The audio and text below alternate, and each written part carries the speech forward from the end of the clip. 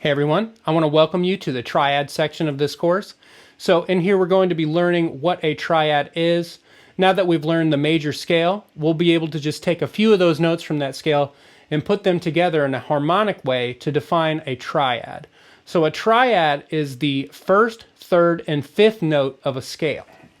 So for example, if we're in G major, our first note G, our third note B, and our fifth note D of the scale would be put together to create a triad. Now, if we look at a cowboy chord like G major, that's actually just a series of triads because the notes are actually repeating themselves. So if we look at the notes in this chord, we've got G, a B, a D, another G, another B, and another G.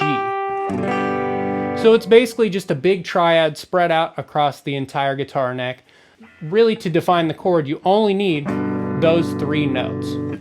So with triads being said, we actually have an entire series of triads that come from the major scale. Since our first root note, G, creates the G triad, if we take each one of the notes that we're playing, and I'll go over the frets that I'm on. So I'm on 3rd fret of the low E, and then 2nd fret of the A, and then open D.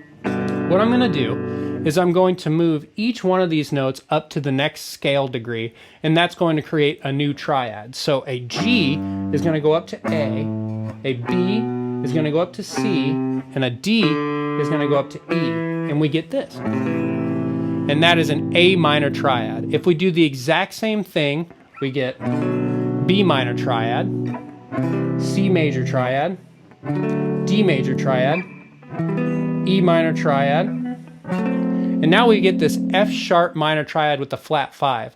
Now a flat 5 is really called a diminished triad, so we'd call this an F sharp diminished triad, or we could look at it as a F sharp minor with a flat 5.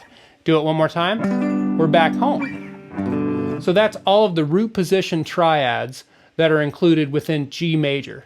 Now what you can also do is you can invert these chords, and we're going to do that also in this exercise, to where we start on the 3rd note and then we add the 1st and the 5th note.